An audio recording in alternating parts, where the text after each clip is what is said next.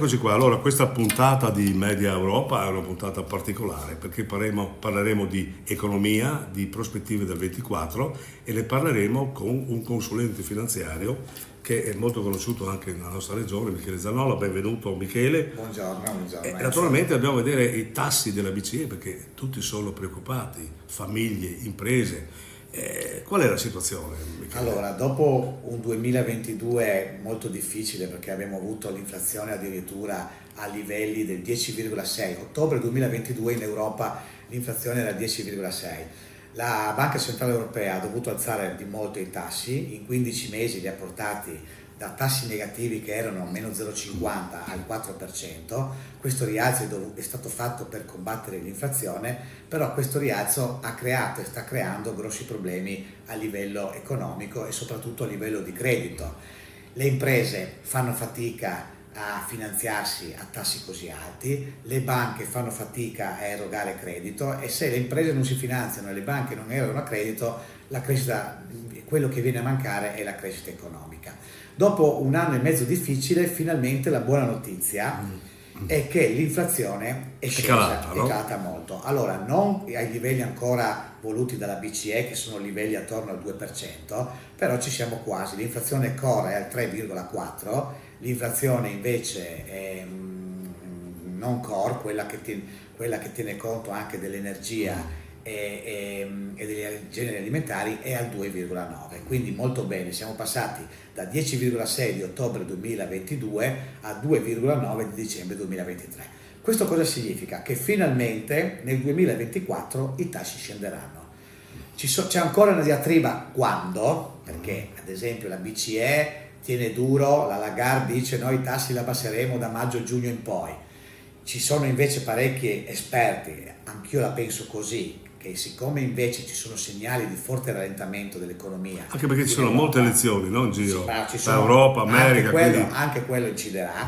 Ci sono, segnali di forte rallentamento dell'economia. Il terzo trimestre l'economia europea è rallentata dello 0,1, ma il quarto trimestre potrebbe ancora certo che i conflitti, le guerre di Ucraina e del Medio Oriente sono dirimenti sulla questione. Hanno creato anche quelle parecchie problematiche, quindi i future sulle borse in questo momento si aspettano per il 2024 un ribasso dei tassi di 150 basis point. Questo cosa significa? Oggi il tasso BCE è salito dal 0,50 al 4. Noi ci aspettiamo che vada al 2,5 entro la fine del 2024 e che vada a 1,75, 2 entro la fine del 2025. Non torneremo più all'epoca di 2 o 3 anni fa con tassi negativi, non si tornerà più a quel livello, però sicuramente i tassi si dimezzeranno da quelli attuali e questo è un bene per le famiglie che hanno mutui a tasso variabili, per le coppie che vogliono comprare un immobile e devono fare il mutuo. Sì, perché questo inciderà molto anche sul mercato immobiliare, no? Certo, assolutamente, perché tassi alti significa un crollo del mercato immobiliare, perché è ovvio che chi ha grosse disponibilità non viene toccato, non ha problemi, ma una famiglia che deve comprare un immobile, se aumentano di troppo i tassi e la rata li cambia completamente la situazione. Ecco, senti, per concludere questa chiacchierata, le prospettive per il 24 sono diciamo di medio periodo, ho capito, sì, no? Sì.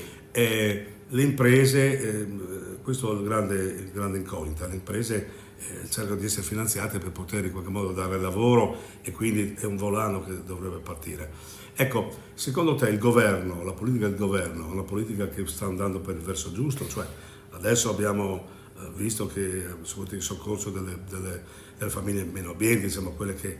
ma poi c'è il ceto medio che sta soffrendo abbastanza, insomma. Assolutamente il governo ha fatto giustamente la prima cosa è dare una mano alle famiglie in difficoltà che purtroppo sono sempre di più e purtroppo questa crisi ha ampliato il bacino delle famiglie in difficoltà, quindi il governo ha dovuto innanzitutto tutelare queste famiglie e poi comunque c'è stato un taglio c'è stata la riforma sul cambiamento delle aliquote fiscali che alla fine danno una mano soprattutto al ceto medio. Per ceto medio non stiamo parlando di redditi altissimi, parliamo di redditi tra i 20 e i 35.000 euro, ai 35.000 euro all'anno.